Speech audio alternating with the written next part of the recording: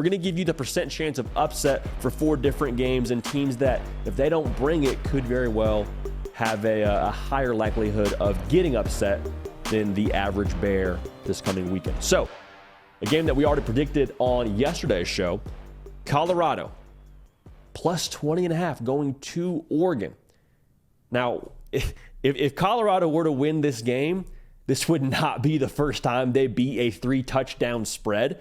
And also, Shedeur Sanders, from what we've seen from him to this point in the year, we know he's got that potential takeover factor to him. The game's going a certain way against Colorado State, and Colorado's struggling to, find a way to finish it at home, and they have the ball on the 2-yard line, 98 yards to go. Doesn't matter. He just puts on the cape. They go and win that football game by forcing overtime on that drive. And I think if Oregon is going to lose to Colorado, it would be because they do not have an answer for the perimeter play of Colorado. Xavier Weaver, absolute dog. Jimmy Horn Jr., absolute dog. No Travis Hunter, but even so, do not sleep on that receiving core if you're Oregon. Shedeur Sanders and those individuals will make you pay if you don't plan accordingly.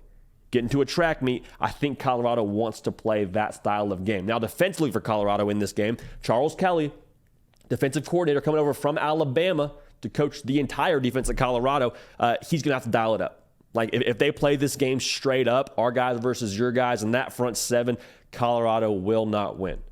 Got to find a way to confuse that front of Oregon. Got to find a way to kind of throw Bo Nix off of his game and find a way to limit the efficacy of the Oregon run game. Going to be absolutely huge. All right, got to find a way to get more possessions for your stud quarterback in Shedeur Sanders.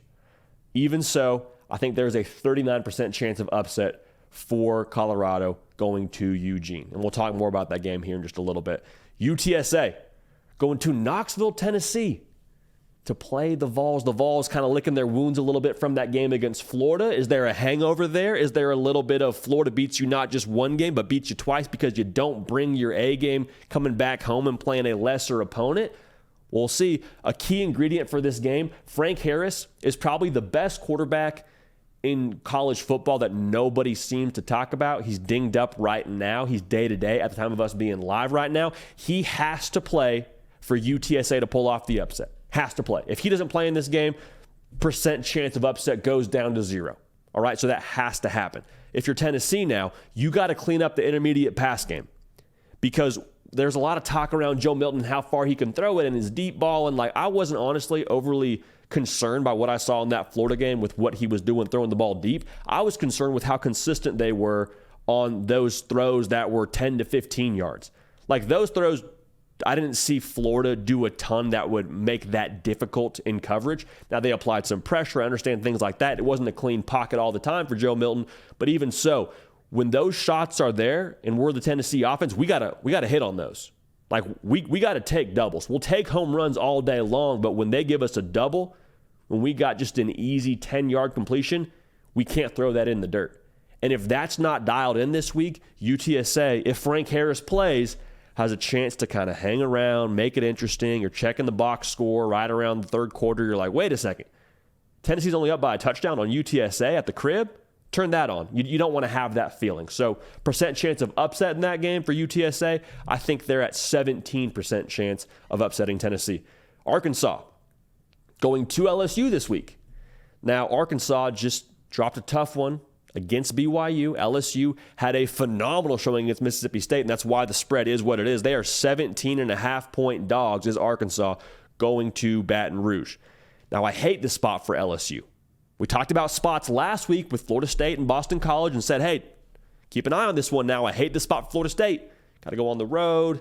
Boston College, noon kick. You got Clemson next week. In a similar sense, I hate this spot for LSU. I don't think it's as bad a spot as Florida State had last week against Boston College. But even so, coming off a huge win, and you go to Ole Miss next week if you're LSU. So are you able to kind of hit the reset button, hit the recalibration button like we've hoped this team would in year 2 under Brian Kelly? Or is it a thing where, hey, one week it's LSU looking great, the next week it's LSU and we don't even recognize them from the week before? That cannot be the case because Arkansas got a quarterback in KJ Jefferson that the majority of the college football public knows he can hurt you with his legs and with his arm.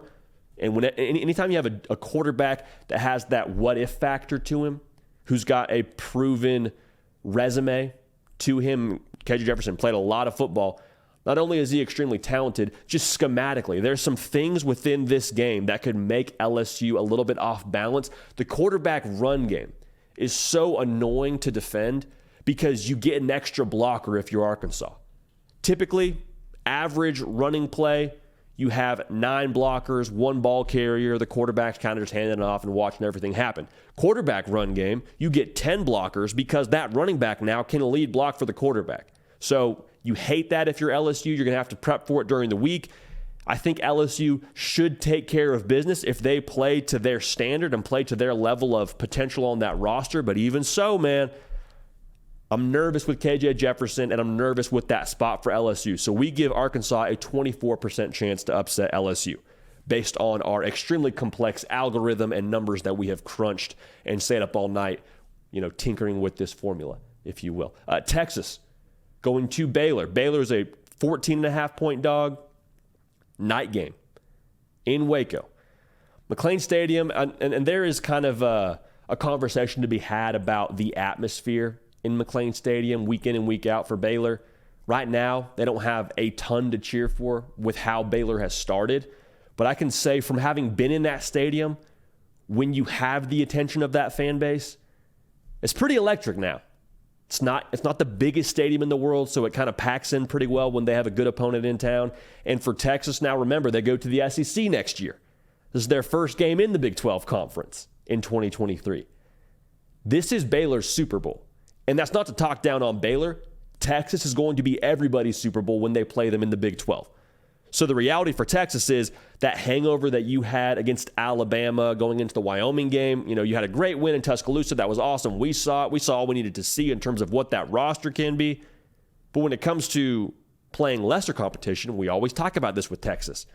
You can't look one way against Alabama and then have a tremendous step down against a team like Wyoming the next week. Now, they handled Wyoming in the fourth quarter, so a win is a win. I don't think you scoff at any wins in college football, but if they want to go out there and kind of sleepwalk for a quarter and a half and let the crowd get engaged, things could get dicey.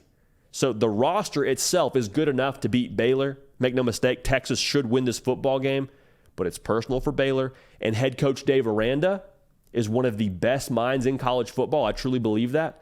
He's going to have a great game plan in place for Baylor. Now, do they execute? We'll see. But at the very least, defensively, do not be surprised if Baylor gives Texas a little bit of trouble early.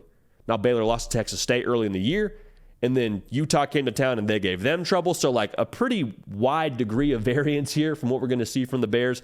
Even so, I think Baylor has a 15% chance to upset Texas in McLean Stadium. So that's kind of the upset forecast. We're not predicting any of these, just kind of giving you a pulse for what we expect for this coming Saturday and a couple of games to keep an eye on when that ticker is rolling on Saturday afternoon. Hey y'all, thanks so much for watching. Subscribe to the channel here to make sure you don't miss an episode of The Hard Count. Also be sure to check out other videos on the On3 YouTube channel.